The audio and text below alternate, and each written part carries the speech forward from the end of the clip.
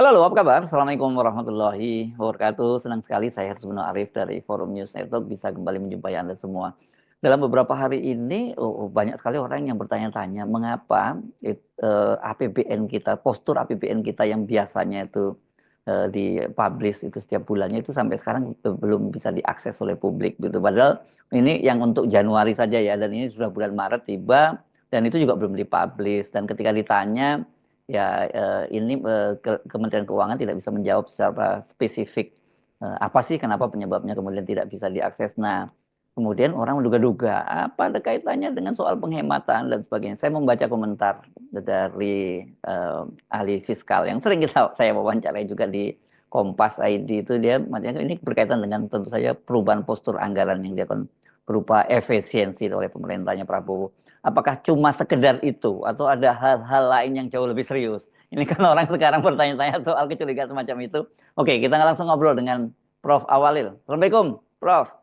Waalaikumsalam warahmatullahi Mas Hersu. Yes, oke. Curiga boleh dong ya. Dan karena memang kita Iya, wartawan tuh boleh. Pak, jurnalis curiosity. itu Iya, bagus curiga kan dengan maksud iya. untuk mengabarkan ke publik Yes, ya. kan. Tapi bukan nyinyir. Ini bukan nyinyir. Kita mau tanya dulu. Bukan. Apa yang terjadi sesungguhnya? Dan mungkin Anda bisa jelaskan pada publik yang awam dengan fiskal itu. Apakah memang selama ini APBN itu kan harusnya dipublish terus setiap bulan begitu ya? Ya, pertama sebetulnya dari sisi aturan Mhm. hukum itu tidak ada yang Tidak dilanggar ada yang karena dilanggar. Hmm. tidak ada yang dilanggar. Keharusan memberikan pertanggungjawaban itu adalah setelah selesai Mhm. setahun itu Mhm. publik bertahu. Mhm. Nah, tetapi sudah menjadi tradisi dan otomatis jadi legasi Kementerian Keuangan kan Mhm. bahwa selama ini sejak November 2017 Mas Ariso. Berarti Mhm. berapa tahun sudah? Mhm. 7 tahun sudah, Jadi hampir lah 6,5 tahun. ini Ya, tradisi lah ya. setiap bulan Mhm. tradisi setiap Mhm. bulan ada informasi realisasi bulanan. Mhm. Mhm. Nah, sebelum 2017 pun, sebelum November 2017 juga ada. Jadi Mhm. sejak 2004 itu sudah ada bulanan, hanya saja sebelum 2017 yang pada waktu itu yang memulai juga namanya Ibu Sri Mulyani kan. Mhm. Nah, sebelum itu informasi tentang realisasi sementara bulanan itu sebenarnya juga ada, tetapi lebih ringkas dan tidak apa ya, tidak diacarakan. Nah, ini penting nih acarakan ini Ah, kan. iya, iya, iya, Tidak iya. diacarakan, tidak dokumen lengkap, hanya kecuali orang-orang ya pengamat seperti saya mungkin bisa Mhm. nyari ya. Tapi Mhm. kalau APBN kita ini tradisinya satu ada jumpa pers, Mas. Di dahulu waktu belum terlalu medsos ya jumpa pers itu dihadiri wartawan secara fisik ya. Kalau sekarang wah itu rekamannya nggak dihapus kok. Mhm. Tidak ada editan lah. Itu Mhm. tiap bulan Menteri Keuangan didampingi oleh jajarannya. Dahulu hanya didampingi Dirjen, sekarang ada wakil menteri dalam Mhm. beberapa periode ini kan. Mhm. Intinya itu dilakukan. Mhm. Apa yang disampaikan? Yang disampaikan adalah realisasi tentu sementara ya, karena Mhm. kan berarti data-data ada yang mungkin belum presisi. Mhm. Selama sebulan, apakah itu pendapatan, Mhm. apakah itu belanja, Mhm. apakah itu pembiayaan. Pembiayaan ini misalnya ngutang berapa bulan itu, Mhm. atau memberikan investasi kepada BUMN berapa kalau ada ya. Utang Mhm. pasti ada tiap bulan. Nah, Mhm. jadi kan kita dapat gambaran progres. Rujukannya adalah itu berapa persen dari APBN yang setahun. Kan gitu. Mhm. Mhm. Ya, ya. Setahun ini bulanan. Lalu Mhm. ada akumulasi kan nanti. Ya. Kalau dia dilaporkan bulan Januari, itu mungkin baru sebulan. Mhm. Nah, yang kedua, laporan itu tentu misalnya laporan untuk realisasi Januari itu disebutnya edisi Februari karena kan di pertengahan Februari atau di akhir Februari ada jumpa pers Mhm. realisasi yang diumumkan yang sampai 31 Januari. Mhm. Mhm. Kurang lebih begitu. Itu yang Mhm. belum terjadi nih sampai sekarang. Ini Mhm. sudah bulan Maret. Ya. Mhm. Bahkan sebenarnya yang kedua ini yang jarang diketahui publik. Mungkin Apa itu? bukan nggak diketahui ya, kurang mengamati. Mhm. Ya, jadi menteri bersama jajarannya memberikan rilis. Mhm. Nah, kemudian 2-3 hari kemudian, biasanya ada dokumennya beredar, diunggah di laman. Jadi dokumen Mas, sekitar 80 halaman. Waktu rilis kan paparan, tentu ada yang tercecer kan. Nah, orang kayak saya ini jarang nonton YouTube-nya, males kan, saya nunggu dokumennya aja udah komplit. Nah, yang tidak diketahui, yang mungkin kurang diketahui publik, tapi saya sudah beberapa kali diwawancara, saya sudah ingatkan wartawan, bahwa sebenarnya udah 2 kali terlambatnya, maksudnya 2 bulan. Pada waktu Januari, berarti kan untuk mengumumkan sampai 31 Desember. Tanggal 6 Januari yang lalu itu hanyalah informasi yang bersifat paparan. Menteri dan jajarannya, dokumennya sampai sekarang belum ada. Jadi saya belum bisa menganalisis keseluruhan realisasi 2024. Karena yang waktu diomongin kan banyak yang nggak ada. Ini misal, contoh yang paling radikal. Sampai sekarang, karena di dokumen APBN kita tuh salah satunya kan dari setelah pendapatan, belanja, pembiayaan, otomatis ada utang. Posisi utang akhir Desember 2024 itu belum ada pernyataan resmi. Memang ada beredar berita ya, tapi nggak ada kan itu yang resmi di APBN kita itu. Nah, itu belum keluar. Ada bulan Februari didapat. Mestinya kan sudah ada rilis jumpa pers yang akhir Januari.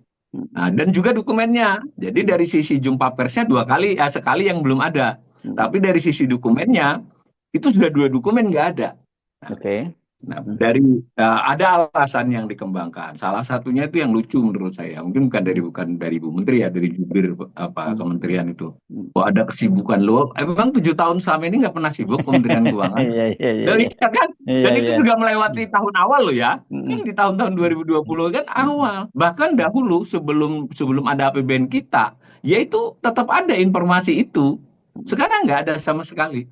Wajar dong saya kira jurnalis. Jangankan jurnalis, saya ini termasuk ekonomi yang jarang punya prasangka loh kan seperti itu aja. Ini ada apa? Gitulah ada apa. Nah, lalu kalau dari sisi saya, karena setiap ketidakpastian, ketidakjelasan itu, saya boleh dong juga melakukan dugaan-dugaan. Tapi dugaan saya kan dugaan teknokratis lah. Apa saja sih yang memperlambat ini? Saya kemudian memang menemukan menduga beberapa aspek teknis itu membuat itu tidak diumumkan. Saya menganggapnya tidak diumumkan 2 bulan loh Mas, bukan 1 bulan loh. Meskipun yang 6 Januari itu rilis, karena saya tidak memperoleh misal ya, jangan yang ini dulu, jangan yang sekarang kasus.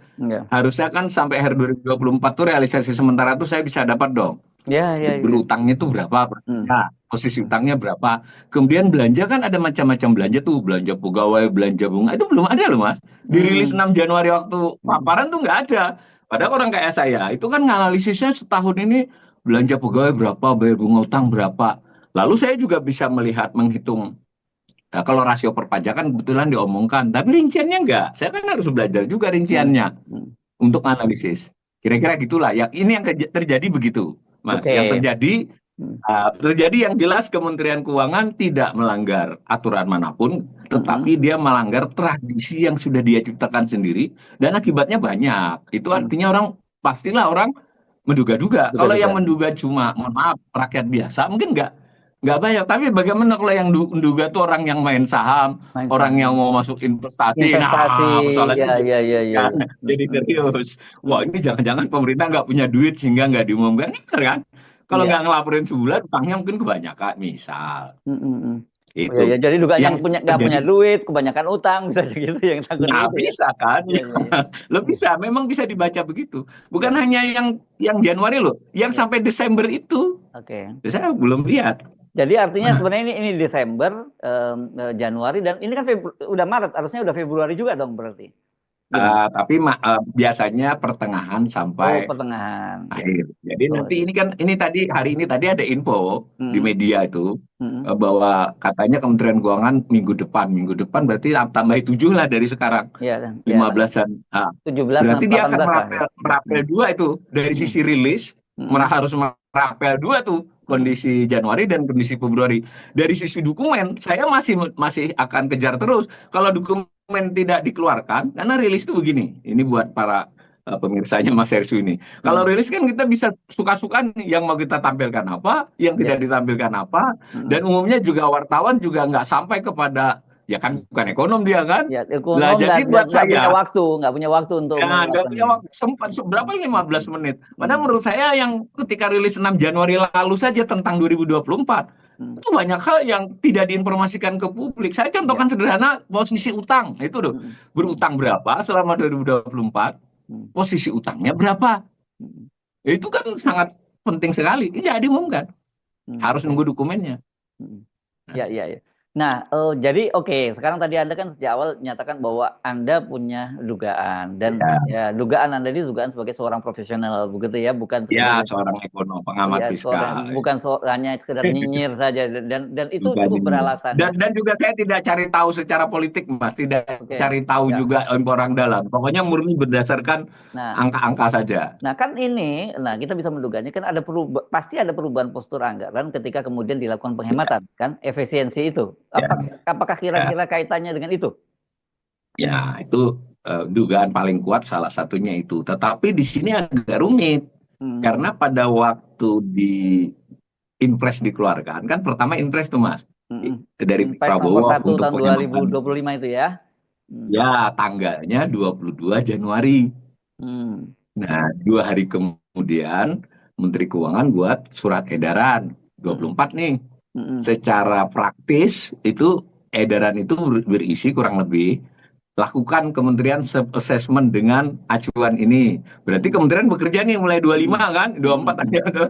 Mm-mm. 25 dan berkomunikasi dengan DPR. Mm-mm. Dari pemberitaan kita tahu Kementerian bekerja selama beberapa hari lalu mulai awal Februari ya sebutlah 1 sampai 5 itu ya 5 hari itu berturut-turut karena paralel kan Ya, kementerian berkomunikasi dengan mitranya. di Nah, DPR ya. jadi belum ketemu angka belum pasti nih maksud saya kalau ada edisi Februari Mm-mm. APBN kita yang harusnya keluar tentang realisasi Januari mestinya ini belum berpengaruh dong. Oh belum ada keputusannya. Ya, ya, ya. Nah, Nah, kan begitu ya, ya. nalarnya. Mm. Nah, satu itu nalar pertama tetapi justru di situ kuncinya. Kalau nanti dilaporkan, karena laporan itu buat para pemirsa sederhana banget sebetulnya, anunya, logikanya. Ini APBN. Mm. APBN itu kan, saya ulangi, pendapatan, belanja, pembiayaan. Di belanja tuh ada rincian, kementerian. Bahkan bisa rincian lagi jenis. Mm. Nah kan, ada itu semua. Nah kalau dilaksanakan 1 bulan, dilaksanakan 2 bulan, dilaksanakan 3 bulan, ada presentasi atas ini, atas acuan Mm. APBN itu yang undang-undang. Mm. Nah, kalau ini dikeluarkan mungkin agak sedikit membingungkan kan? Mm. Eh, sudah benar bisa dilakukan berdasarkan ini, tapi ini tidak relate dengan nanti Februari dan Maret berikutnya. Betul, Jadi betul. nggak nyambung kan? Nanti Mm-mm. bagaimana mengukurnya? Itu satu, sehingga akan pasti membingungkan. Nah, yang kedua, ini yang paling kuat dugaannya dan mungkin paling signifikan dibandingkan yang pertama itu, Mas. Karena pertama Mm. itu bisa aja dilakukan, ya nanti direvisi lagi kan pada bulan Februari bisa. Mm. Yang terkait Cortex, nah ini masalahnya Pajak ini. karena pajak, karena Mm. kan tadi laporan realisasi itu kan melaporkan tentang pendapatan di salah satu Mm-mm. pendapatan yang besar, bukan salah satu yang besar dari pendapatan itu namanya Pajak. pajak. Nah, Mm-mm. akibat ada transisi Cortex selama bulan Januari itu, Mm. beberapa penerimaan yang harusnya diterima di bulan Januari itu Mm-mm. terkendala. Bukan orang nggak mau Mm. bayar. Mm-mm. Nah, itu sulit melakukannya. Misal Mm. ya, di bulan Januari itu biasanya pajak itu bisa sekitaran berapa ya? Sekitar 150 triliun. Mm. Nah, kalau ternyata dapatnya 25 triliun kan ngeri banget kan? Mm-mm. Nah, Dan biasanya Ibu juga Sri Mulyani tapi sudah memberikan bukan warning bahwa itu nggak akan tercapai kan? Kemarin juga ada statement dari Menteri ya, Keuangan kan? anunya itu kalau tidak tercapai terkait setahun, Mas. Sebetulnya Oke. nggak ada masalah kan. Mm-mm. Berapa? Yang penting publik ini terutama investor ya, Mas, Ya, pasar. ya, ya, ya, Ini ya, ya. pengen tahu Mm. pemerintah ini Mm. betul alasan teknis nih. Mm. Saya Mas Hersу ini punya banyak tagihan. Memang Mm-mm. haknya Mas Hersu kan. Ya. Mm-mm. Tapi karena rekening Mas Hersu lagi ngadat atau bagaimana kan nggak bisa nerima. Betul. Sederhananya gitu ya. Mm-mm. Ya. Kontak ini jadi bukan karena yang orang mau bayar itu udah siap bayar, bahkan Kortek mencoba masuk ini bayar. coba kita jelaskan. Kortek ini adalah aplikasi ya untuk Nah, membayar pajak. aplikasi Yes. Nah, gitu kan untuk gitu. membayar pajak Mm-mm. atau mengetahui posisi pajak dia. Ya, tapi Ya, dalam ya. konteks bicara kita ini tentang Ya, untuk ya, bayar yang lah. yang kemarin Ya kan? biayanya katanya triliunan, yang dianggap bakal canggih banget, Ya ternyata itu. jeblok, jeblos. Dan saya perlu Hmm, disclaimer ya, saya ini salah seorang ekonom yang sejak awal, bukan sebelum ribut isu ini pun, sudah termasuk yang menyarankan hmm. Cortex atau apapun itu kan nama aplikasi. Yang penting Ya. memang harus berbasis IT. Itu satu-satunya cara untuk memperbaiki pajak. Semua sepakat ekonom. Tapi Hmm. lain dengan teknis pelaksanaan kan beda nih. Ya, ya. Ternyata sistemnya tidak andal. Jadi Hmm. Mas Herisu kalau mau sampai ke suatu tempat, saya bilang jangan jalan kaki Mas. Hmm. Harus naik kendaraan, nggak mungkin Hmm. sampai ke sana. Hmm. Hmm. Ternyata Mas Herisu ambil kendaraan, kendaraannya mogok. Kan Mogok lebih di parah tengah dari jalan jalan. kaki. Betul. Jadi, Mogok di tengah jalan, itu gampangannya. Nah, ya, ya, ya. melaporkannya jadi agak sulit. Bukan sulit melaporkannya. Ketika misal biasanya 150, Hmm. anggaplah dapat 50, sementara Hmm. belanjanya, maka dari bulan Januari sudah ada defisit. Hmm. Kekurangan duit sudah. Itu Ya. langka. Hmm. Biasanya Januari, Februari, Maret itu belum defisit, Mas. Hmm. Karena sudah menerima pajak, Hmm. sementara belanjanya belum digas. Karena Hmm. belanjanya belum belum yang bersifat program-program besar. Hmm. Hmm. Hmm. Nah, kebayang nggak kalau laporannya ini akibat masalah di Cortex, Hmm. dari bulan Februari itu sudah defisit, penjelasannya sulit. Defisitnya aja ditulis bisa, tapi pasar udah tahu nih, oh berarti Hmm. pemerintah nggak punya duit nih. Hmm. Hmm. Apa artinya? Nah, Hmm. pemerintah kan ngutang nih buat surat utang. Hmm. Kalau ketahuan nggak punya duit, Mas Hersu salah satu orang yang punya duit kan, yang tukang beli SBN kan yang punya Hmm. duit tuh Mas. Hmm. Hmm. Wah saya kalau begini caranya saya minta bunga yang tinggi dong. Hmm. Hmm. Bener Hmm. nggak? Ya, ya, ya. Nah, itu kan itu salah satu contoh. Itu masih mending. Kalau dia menduga-duga, jangan-jangan ini masalahnya nggak teratasi sampai Hmm. berbulan-bulan mendatang. Oh, Wah, mending saya risikonya jangan gede ngutangi itu ya, sekalian. riskan itu ya untuk. Risikonya Hmm. itu. Jadi Hmm. argumen argumen bahwa Kortek dan kaitannya ini itu pertimbangan lain. Hmm. Nah, yang ketiga ini juga serius menurut saya. Karena tadi belum selesai di Desember tadi loh. Hmm. Kan harus ada sambungannya. Hmm. Hmm. Eh, kan nyambung dia. Nah, salah satu yang nyambung tuh ini, Mas. Pemerintah itu sudah berutang di bulan November dan Desember Oke. tahun lalu. Hmm. Tapi disebut ini namanya pre-funding. Hmm. Saya ngutang bulan November dan Desember, tapi dicatatnya sebagai utangan tahun 2024, 2025. Itu boleh secara peraturan boleh. Hmm. Hmm. Supaya nggak buru-buru gitu kan, gaji Hmm. pegawai tetap, operasional tetap, nggak punya duit, maka ngutangnya sejak di November Desember. Hmm. Oke. Nah, ini juga harus diutak-atik pencatatannya yang pre-funding ini. Jadi saya di sebuah kesempatan di media itu saya katakan, kelihatannya mereka juga bingung yang pre-fundingnya ini berapa. Hmm. Menurut catatan sekian, tapi mau digeser berapa.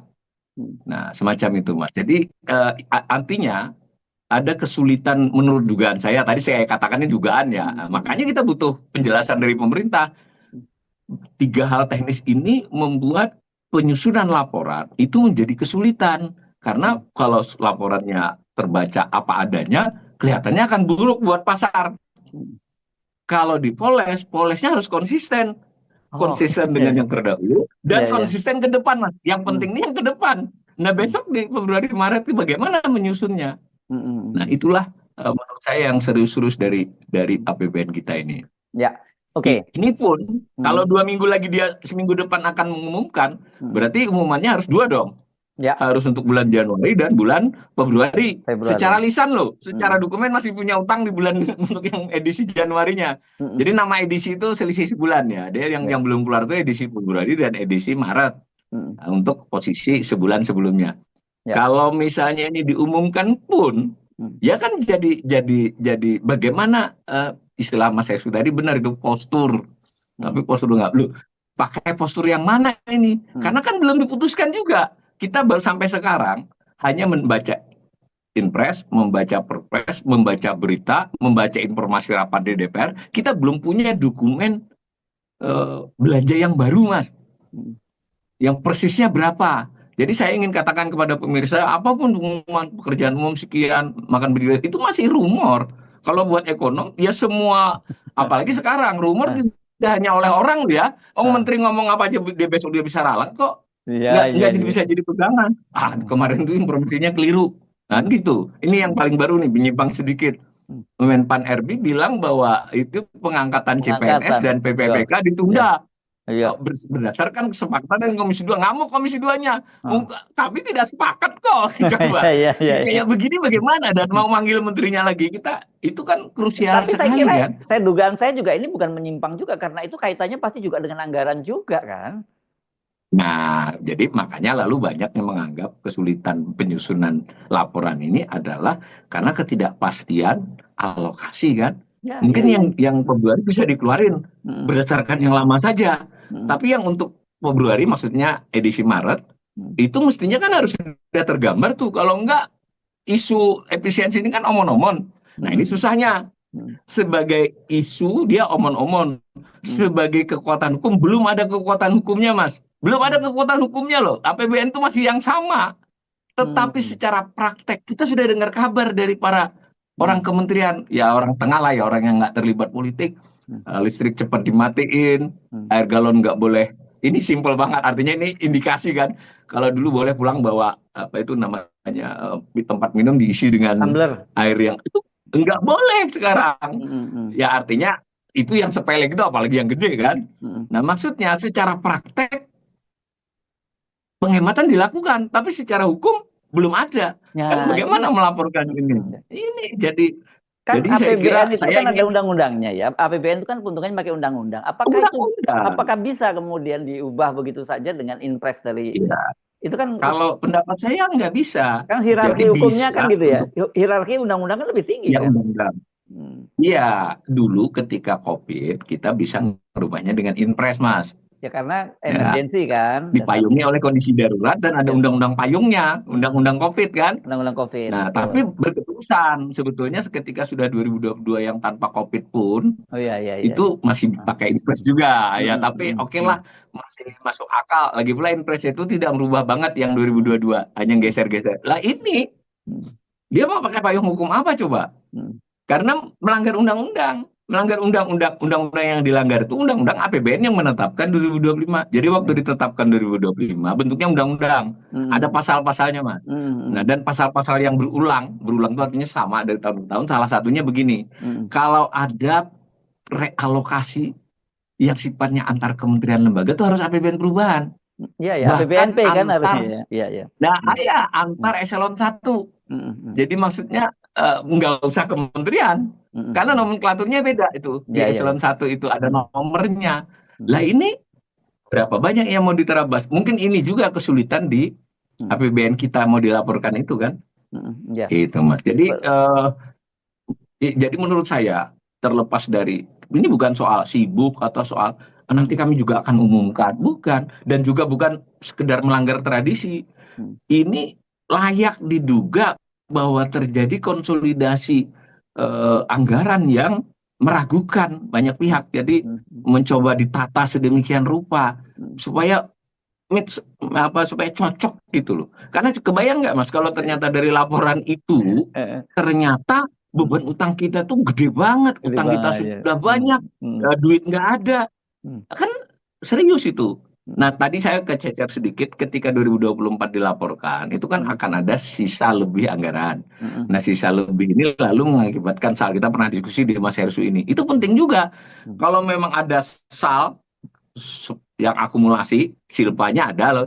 Itu misalnya di kisaran 460 triliun. Loh, kalau begitu kan harusnya nggak kesulitan duit pemerintah. Iya iya Bisa iya nggak? iya. Iya. Ya betul Bisa nih. ngambil dari Ngambil berangkasnya. dari ya. Loh, kalau masih kesulitan, pertanyaannya berangkas itu cuma catatan apa ada isinya?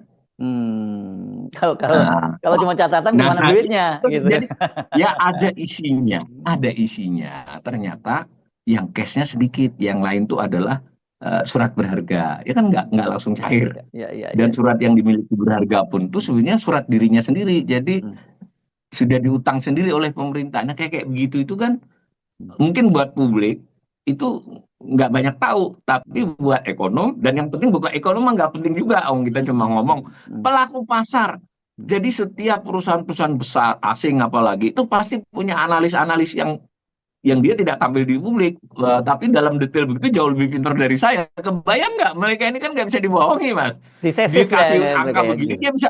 Hmm, dia bisa baca yang dibalik angka. Orang saya hmm, yang makro saja bisa baca, apalagi mereka. hmm, Itu yang dikhawatirin. Nah, ini menurut saya hmm, lompat sedikit.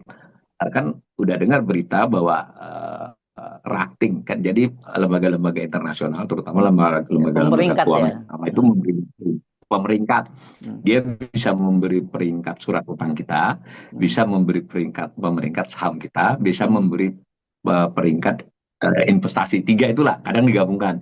Nah yang sudah mulai diturunin tuh peringkat saham, Mas. Jadi peringkat Indonesia itu, jadi kegampangannya itu apa sih, Goldman Sachs dengan Morgan Stanley itu menganggap saham-saham Indonesia itu dianggap berisiko. Jadi kalau asing mau beli ya harus ada margin keuntungan yang lebih besar. Nah itu pertama berarti mereka menganggap emiten, berarti perusahaan-perusahaan yang apa di saham itu, ya kan, antara lain BUMN, bank yang gede-gede itu laporan kondisi fundamentalnya tidak sekuat yang dilaporkan. Satu. Nah lalu secara keseluruhan mereka beranggapan nih ekonominya Indonesia ini sedang tidak baik-baik saja dan punya kecenderungan memburuk di setahun 2025 itu. Nah dalam konteks memburuk ini otomatis dipertimbangkan juga pemerintahnya, kan begitu. Saham hanya perusahaan bersangkutan, perekonomian keseluruhan. Di dalam perekonomian keseluruhan ini ada yang namanya pemerintah.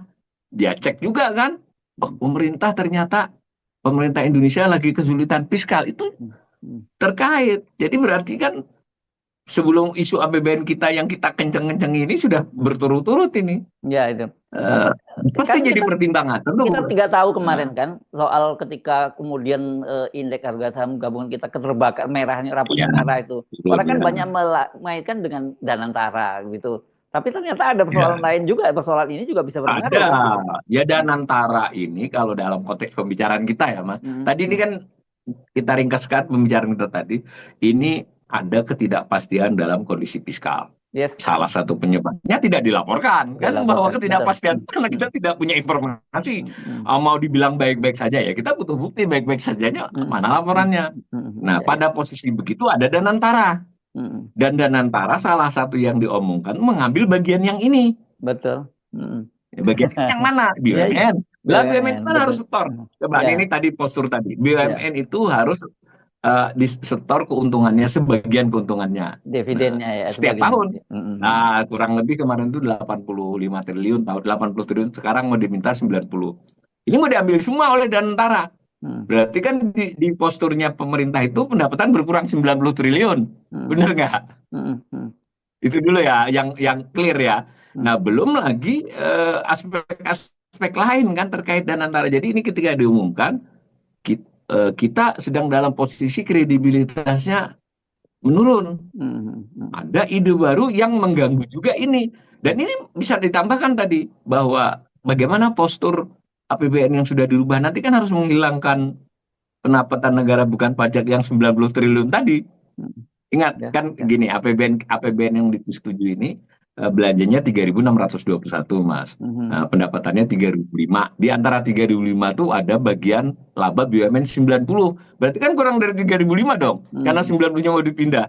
Tapi kita juga belum tahu ini bener nggak ya, untuk kan ya mohon maaf memang dipidatokan presiden, tapi kan tidak berkekuatan hukum. Pidato itu di depan rapat partai kok. Buat saya belum tahu juga. Gitu Mas. Enggak, tapi ini mumpung ngomong Anda ini ya, mumpung Anda ngomong, sorry saya potong soal dividen, Anda menyebut angka 90 kan.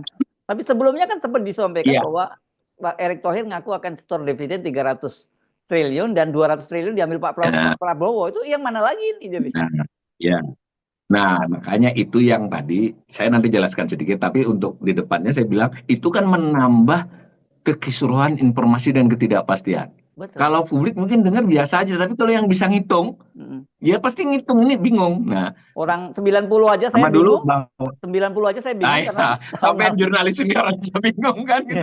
Jadi begini, pertama, BUMN itu tidak berarti 100% dimiliki oleh negara. Karena definisinya BUMN itu asal minimal 51%. Nah, contohnya seperti bank itu kan besar-besar tuh. Bank BRI, Bank Mandiri, Bank BNI. Dia dimiliki juga oleh publik. Karena ada go public ya. Sudah go public karena dia go public. Karena go public. Pemirsa ini buat pengetahuan, kalau ada PT Bank Mandiri TBK itu berarti terbuka. Berarti ada kepemilikan publik. Dan kepemilikan publiknya nggak main-main Mas. Untuk Mandiri, BRI itu pemerintah hanya punya 52-54% aja. Jadi Jadi nggak bisa 40% disetor jadi, semua dong ya. Kan ada hak nah publiknya juga itu ya. kan kuncinya. Iya. Salah satu kuncinya di situ. Jadilah, Hmm. tapi memang mayoritas BUMN yang lain itu punya pemerintah. Jadi kalau di total itu, nah BUMN semua itu mungkin yang dijumlahkan seluruh BUMN di bawah kementerian itu, Hmm. ya kira-kira kepemilikan pemerintah di kisaran 70-75% Persen. Hmm. lah Nah, dari total ya. Tapi tetap hmm. aja ada 25% punya publik kan. Nah, Hmm. itu hak labanya haknya dia. Nah, Betul. jadi kan, nah, laba BUMN tahun 2024 tuh belum diumumkan Mas, karena BUMN nggak semuanya laba loh. Ada yang banyak Nah, rugi, banyak malah sebagai gulung tikar informasi, malah. angka 300 dari mana? Kan Itu dia. begitu. Iya, iya, iya. Kalau mereka mengumumkan 300, harus ada laporan konsolidasi BUMN. Kita juga tidak peroleh belum sampai sekarang. Enggak. Itu adalah ucapannya Pak Menteri. Menteri Nah, ya lalu saya itu. cek tahun lalu kan sudah selesai tuh. Betul, betul. Tahun lalu tuh ternyata laba seluruh BUMN itu memang 307 triliun, Mas. Seluruhnya 307 ya. ya, Seluruhnya loh ya. seluruhnya. Ya. Ya, Hmm. seluruhnya, seluruh Hmm. BUMN. Hmm. Nah, dari 307 itu yang disetorkan ke negara itu 80, 82 kalau tidak. Nah, saya tahu 80, 82 juga nunggu loh. Karena kan Hmm. saya bilang tadi, Hmm. belum ya saya ulangi ya, karena belum ada pengumuman APBN kita yang lengkap, saya Hmm. belum tahu. Tapi saya berdasarkan perakiraan sebelumnya, Ya, itu ya. 80-an, 82. Kalau yang 90 itu dari APBN yang sedang berjalan. Ini 82 dulu ya. Ya. Jadi ketika 307 yang diserahkan itu hanya 80-an triliun, Ya, ya, 82 ya. triliun. Nah, yang 2023. Dan yang diserahkan itu pastilah bukan laba tahun. Begitu Mas logikanya. BUMN itu menyerahkan bukan laba tahun yang berjalan. Ya Tahun hitungannya dari sebelumnya ya. ya kan dicadangkan di ini. Hmm. Meskipun tahun berjalan diperhitungkan kan dia ganti kan. Ganti untuk dicadangkan. Perusahaan tuh nggak bisa nggak punya cadangan. Apalagi gede-gede kan. Ya, ya, ya. Tapi logikanya masuklah 307 yang diberikan 80. Ya kan? Lalu Ya. publik dapat berapa? Yang lain dicadangkan dan itu kan sesuai dengan gici-giginya. Kita berprasangka baik nih, jangan bicara korupnya dulu. Nah, ketika sekarang tiba-tiba diminta 300, habis berarti dong. pertama dia harus lebih besar. Ya. Samalah dengan kemarin umpamanya, tapi mungkin dianggap 307 naik ke 350. Nah, milik publiknya berapa? Umpama milik publiknya 50 ya tadi ya. Berarti benar sudah dapat 300 nih Mas. Tapi kalau 300 diserahkan semua, lah bagaimana logika pembukuan perusahaan tentang pencadangan risiko dan sebagainya, apalagi bank. Laba yang Ini ditahan kan itu sebuah istilahnya ya. angka yang ini mungkin buat beberapa pemirsa masih agak sedikit rumit, tapi buat para pelaku pasar nggak rumit. Dia langsung geleng-geleng kan. Dan salah satu yang dipahami selama ini, BUMN seperti Mandiri, BRI apa itu, tanda petik itu buat para pemiliknya, pemilik publik ya, yang punya sahamnya, itu termasuk perusahaan-perusahaan yang royal, Pak. Jadi dividen itu dibagi cukup besar. Itu daya tariknya kan. Kalau enggak saya nggak pegang dong. Nggak pelit ya. gitu. Sekarang dia kan mikir, ini kayaknya kalau sudah begini, saya harus jual. Nah, kita masuk ke satu poin tuh. Jadi penyebab menjual banyak-banyak saham itu tidak semata-mata karena, wah ini BRI sudah buruk. Enggak juga. Dan ini kenapa dia, yang lain semua saham turun, tapi saham bank turunnya lebih drastis. Karena kan boleh dong saya sebagai investor, wah ini besok saya nggak kayak biasanya lagi dapat. Iya, ngapain pegang itu kalau nggak dapat apa-apa gitu ya. Ya, berkurang lah keinginannya di intinya ini kan jadi kayak kompleksitas, tapi nyambung satu dengan yang lain. Kuncinya kembali ke tadi, orang kita nggak tahu kok APBN kitanya bagaimana, dan yang lebih penting adalah setelah pidato-pidato Pak Presiden, setelah Inpres itu sebenarnya postur APBN kita itu bagaimana? Yang direncanakan setahun loh, belum realisasi loh. Setahun ke depan ini bagaimana? Nah, tadi yang kita singgung-singgung tadi, si Goldman Sachs itu punya prediksi kita defisitnya melebar loh, Mas. Jadi ya, padahal belum tentu benar loh dia itu, tapi dia menduga kan, ini kalau gini-gini ini mau MBG, mau ini itu, mau ini belanjanya banyak, sementara pendapatannya tadi sebagiannya harus diberikan kepada Danantara, ya toh? Berarti defisitnya banyak kan? Dia bilang defisitnya itu mencapai 2,9%. Padahal di APBN yang ada ini 2,5% saja. 2,5% itu berarti selisih 0,5%. Hati-hati, 0,5%, 0,4 dari kira-kira 23.000 triliun, Mas. ya banyak lah, Ya, ya, ya. seratusan triliun. Ya, Nah, ya. jadi maksudnya apapun intinya kembali menambah ketidakpastian kan. Mm, mm. Nah, gitu Mas. Jadi ya gimana kita membacanya ini kan? Yes. Saya kira PR besar buat pemerintah ini adalah mereka harus memtradisikan ya segala yang dijadikan keputusan itu ada posisi hukumnya, entah dia keputusan menteri, entah dirjen, apapun, dan dipublikasi. Satu ya. Yes. Yang kedua, ketika dia dikomunikasikan itu standarnya, sehingga nggak menteri tiap hari meralat atau ada Mm, netizen kamu diralat. mm, Ya kan mm, tidak. Kalau ya. berbentuk keputusan hukum kan nggak bisa, keputusan hukum nggak harus undang-undang, Mm, ya kan? Tetapi kalau untuk APBN, kalaupun tidak undang-undang, mungkin masih bisa diterima kalau itu adalah impres, Mas. Tapi mm. bukan impres yang CPT tadi, impres yang Ya, merubah seluruhnya. impres berkaitan dengan APBN. Ya, Ya, ya, ya, ya.